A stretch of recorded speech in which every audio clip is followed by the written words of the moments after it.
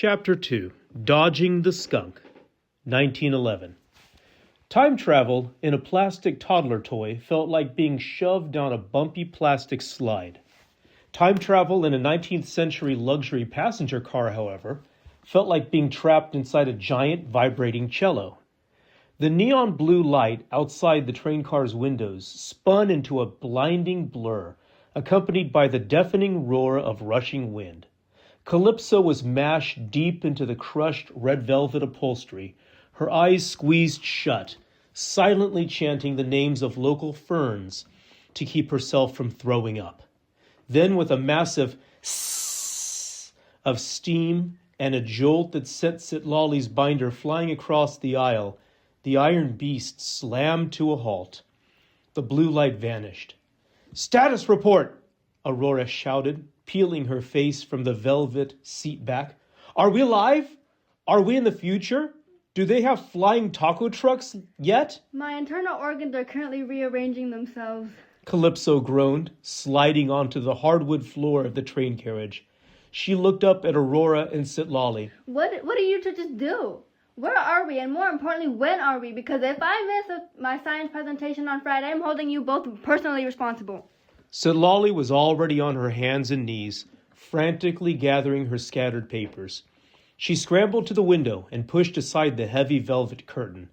"We definitely aren't in 2026, Citlali announced, her voice pitching up an octave. "The Thule fog is gone. It's sunny. Also, we aren't on the ground anymore." Calypso and Aurora rushed to the window. Citlali was right. The dirt field behind the school had vanished. Instead, they were perched roughly 40 feet in the air, parked on a huge framework of crisscrossing steel girders. Directly below them, running fast and cold, was the greenish-brown water of the King's River. "Fascinating," Citlali breathed, pushing a long strand of hair behind her left ear. "Look at those rivets. This is a steel trestle bridge. If my historical maps are correct, this is the Atchison Topeka Santa Fe railway crossing. It was constructed right around 1911.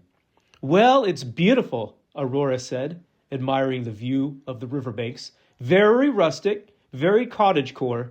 But why does the air smell like a wet dog rolled in a tire fire?" Calypso's nose wrinkled. She took a tentative sniff of the air drifting through the window gaps. It smelled foul, like burning rubber, used motor oil, and rotten eggs. "This is highly concentrated particulate matter," Calypso said, coughing into her sleeve. She glared at the front of the train, assuming Thomas's iron boiler was the culprit.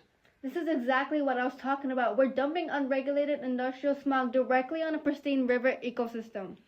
"It's not Thomas," Citlali said, pointing a shaking finger out the window.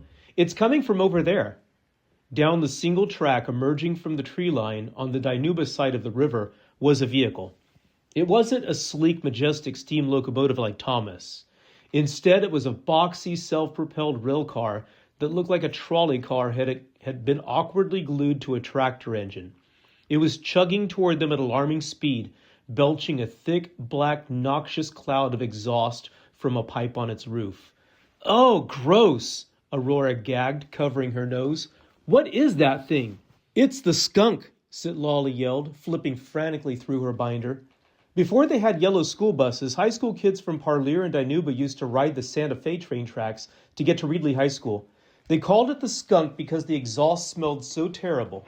"I don't care what its nickname is," Calypso yelled. "It's on our track and it's not stopping." The girls lunged for the front wall of the cabin, grabbing the heavy, polished yellow lever. "On three," Calypso commanded. 1, 2, 3. They threw their combined weight against the brass handle. Outside, Thomas's huge iron face seemed to narrow its eyes. The steam whistle shrieked, "Hoot!" Instead of jumping the track, Thomas threw himself violently into reverse.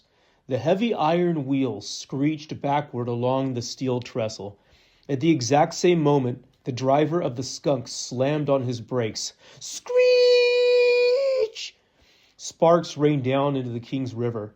The two trains skidded toward each other, stopping with a heavy metallic clang as their front bumpers kissed in the exact center of the bridge. For a moment, the only sound was the rushing water below and the hissing of steam.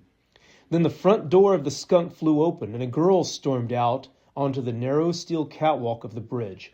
She looked about 14, wearing a high-collared white blouse, a long wool skirt, and an expression of absolute fury. "Are you blind or just completely lacking in common sense?" the girl shouted, marching right up to Thomas's iron cowcatcher. She pointed a finger at the girls peering out the window. "Move this oversized tea kettle right now. We're going to be late for first period." Aurora slid the window open. "Whoa, chill out, historical teenager. We just saved you from a head-on collision." "I am not chilling out," the girl snapped, adjusting the leather satchel over her shoulder. "My name is Clara, and I live in Dinuba. This railcar is the only way I can attend Reedley High School. And if this miserable contraption is late just one more time, the Santa Fe boss is going to cancel the student line completely. If he shuts down the Skunk, half the area loses their chance at a high school diploma." Citlali gasped. "A disruption in rural education? This would alter the entire socioeconomic development of the San Joaquin Valley." "Exactly," Clara said, pointing at Citlali. "Finally, someone who understands. Now put this beast onto reverse so our driver can get the engine going again." There was a loud clunk from the Skunk. The noxious black smoke plume sputtered and stopped. The driver, an older man in greasy overalls, kicked the side of the rail car and threw his hat on the deck. "She's not going to start, Clara," the driver yelled. "The sudden stop flooded the carburetor. We're stuck on the trestle." Inside the luxury train carriage, Citlali went pale. "The Thomas effect," she whispered in horror. "We disrupted the system. If Clara doesn't get to Reedley High School in time, maybe she misses a test and doesn't graduate. Maybe she doesn't go on to invent something important, or become the mayor, or—" "Relax, rulebook," Aurora said, rolling up her sleeves. "We just need to fix it. We learned how to be mechanics from Mr. Bartsch, remember?" "Mr. Bartsch was in the process of fixing a school bus," Citlali corrected. "He didn't teach us how to rebuild a primitive internal combustion engine suspended 40 feet above a rushing river." Calypso leaned out the window, her keen and observant eyes scanning the Skunk's exposed engine block. As the spirit of water and earth, she noticed things other people missed. "It's not just flooded," Calypso said. "Look at the intake valve. It's covered in frost." Citlali squinted. "Frost? It's 70 degrees outside." "It's temporal frost. Calypso theorized, her mind racing. When Thomas dragged us through the space-time continuum, he pulled a pocket of sub-zero atmospheric pressure with him. We literally froze the Skunk's engine when we bumped into it." "So how do we thaw it?" Aurora asked, patting at her pockets. "I don't have a hairdryer or a burrito to warm it up." "We use the environment," Calypso said. She turned to the heavy brass pipes running along the wall of Thomas's cabin. "Steam. Thomas is practically bursting with it." She grabbed a loose piece of heavy canvas from a storage bin under the seat. "Aurora, there is a release valve on the floor. When I say go, turn it a quarter inch."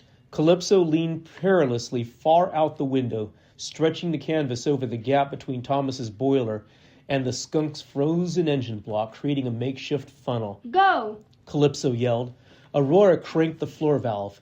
A burst of scalding high-pressure steam shot out, funneled directly by the canvas onto the Skunk's frozen carburetor. The ice instantly melted into a puddle of dirty water. "Try it now!" Calypso yelled to the driver. The old man cranked the starter. The Skunk coughed, sputtered, and roared back to life, blasting Calypso with a fresh wave of rotten egg exhaust. "Yes!" Clara cheered. She looked up at Calypso, her strict expression softening into a genuine smile. "I don't know who you three are, or why you're driving a luxury train in clothes that look like pajamas, but thank you.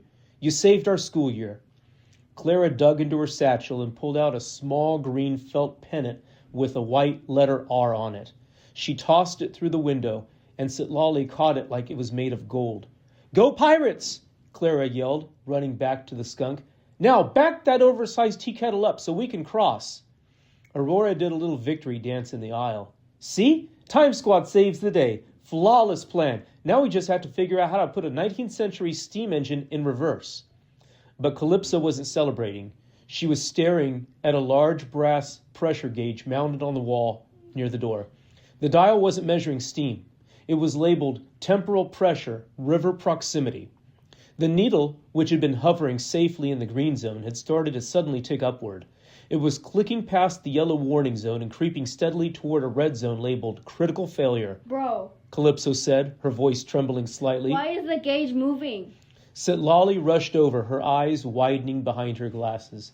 The river, she breathed. The King's River is one of the most powerful, untamed forces in this valley's history.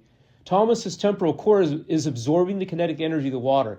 Being parked on this bridge is overloading the system. A deep, unnatural groaning sound echoed from Thomas's iron boiler. The cast-iron face on the front of the train squeezed its eyes shut in obvious pain. He's getting too heavy for the timeline, Citlali panicked. If that needle hits the red, we'll be stuck here in 1911.